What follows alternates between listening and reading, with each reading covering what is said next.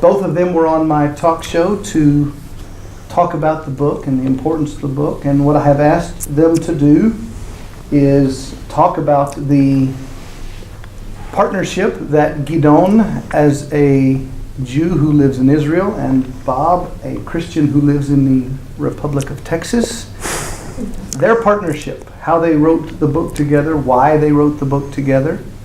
And then we'll open it up for questions. I have already requested the question for you guys about the tefillin and the daily prayers and the prayer shawl and what are the kind of guidelines for each of the daily prayers. So that's something I know that Gidon will address. Mm-hmm. And, you can begin with a welcome, please. Welcome. Thank you for mentioning that Bob and I are both partners. I guess you can say we're a one-star partner because we're both from the one-star state. Yes. Texas and Israel. So I'm Gidon Ariel, and I will know how much time I have tonight by how many eyes I will be seeing. Yes. Right now we've got about 14 eyes here, but when we get down to about 3.5, then I'll know that my time is up. So I'll try to talk quickly because I know that we don't have a lot of time.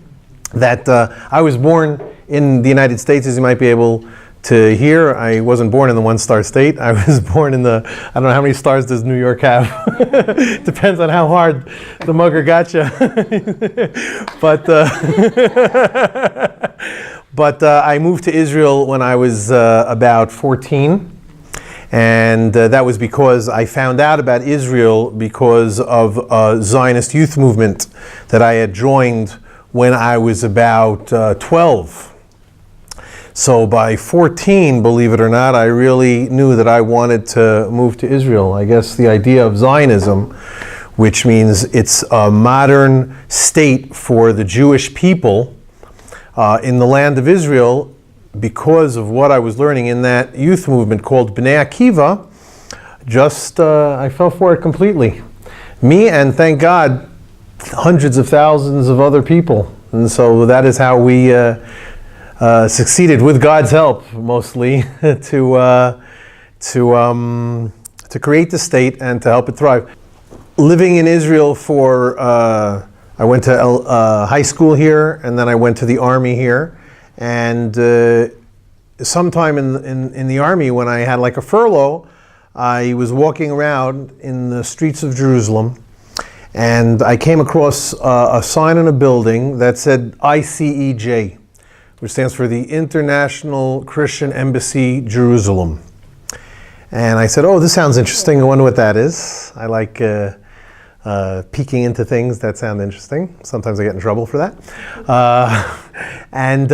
What it was in fact a ministry, really, of support for Israel, the Jewish state, and the Jewish people.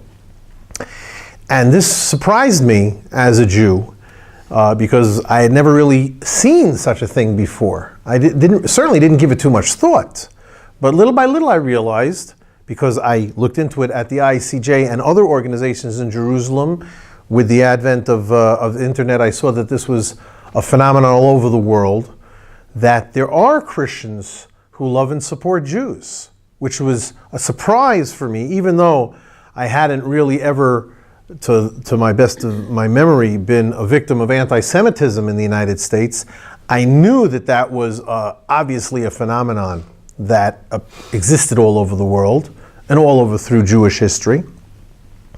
And for us, at least as American Jews, when notwithstanding current events, America is known as a Christian country. In other words, the religion and the culture of the street, it's perhaps something that's debatable, but at least as far as so many of us are and we're concerned, America means if you're not Jewish, then you're Christian. And that means not only in America, but over the whole world. There weren't so many Muslims back then, I guess. And not to mention Zoroastrians and Buddhists and all that kind of stuff. It was Jewish and Christian, that was what we knew. And so if you weren't Jewish, you were Christian. And if there was anti-Semitism in the world, that means that the non-Jews were anti-Semites. Because what, the Jew is going to be anti-Semitic? I know, things have changed. But, so therefore, even before you got to meet any real Christians, because in New York, even if you're not Jewish, you're Jewish, as you know. But even still, there was that distance because of the prejudices of the history of the Jewish people. But here I was seeing that there were people who wanted to reach out with an outstretched hand of friendship to the Jewish people. So this really excited me personally, and I got into it more and more, until I finally decided and felt that I wanted to leave my career in high tech. Not that I was a big entrepreneur or anything like that, but thankfully my wife wanted to stay in high tech so we could continue to support our family. But I wanted to reach out more and more and figure out what I could do with this phenomenon and these people called pro-Israel Christians. At least that's how I call them. And I found that, thank God, there are a lot of them. And so that is really what I've been dedicating my life to for the past decade or so, of trying to figure out what I can do to most connect to that mission, if I could call it that, of connecting and building bridges with pro-Israel Christians. Interacting with Christians for, first of all, most Jews, most Israelis don't think about it too much at all. Most Israelis who didn't move from the United States and who aren't religious, which of course is most Jews, they figure anybody, people are people. And of course I also think so. And so most Israelis don't really even think about the Christian-Jewish relationship space. While those who do, a lot of them, the activists on Twitter and the internet and stuff like that, a lot of them are there to defend Israel against the anti-Semitic or anti-Israel non-Jews, who of course, as you know, there are still many, notwithstanding the people in this room. But I don't like that. I'm a little bit lazy. I prefer to interact with people who want to interact with me on a positive, with positive vibes. I can't figure out all these trolls on the internet that their whole life is just saying, oh, you wrote a post or you wrote a blog? You're an idiot. That's what your whole life is? Just to call people idiots? No thanks.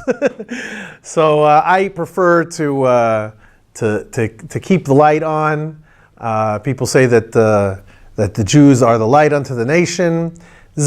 And so I'm happy to bring more light, and I really think that is my mandate as a member of the Jewish people. And I'm very excited about it here in our generation, our time, because for various reasons, because there are a lot of pro-Israel Christians, philo-Semitic Christians, who want to have a relationship with the Jewish people, who are happy to have such friendships. The technological advances that we've seen over the past few decades allows that to happen so much more easily than beforehand. And how all that also connects with any end times phenomena is also very exciting about that, because I think that has a lot to do with the end times as well. I think that history, that the world is a story with a beginning, a middle, and an end. Not everybody agrees with that, and I think that the coming together, the happy end of this story, is that which has been prophesied in the Bible, and amongst many other prophecies that I am seeing, and not only me, of course, fulfilled in our day and age. I think that this prophecy of all men coming together, or men and women coming together, all of God's children getting back together and saying, listen, we had a lot of bad blood throughout all the time, but let's bury the hatchet and remember that we are all sons and daughters of one, and we are all brothers and sisters, and we have to behave that way.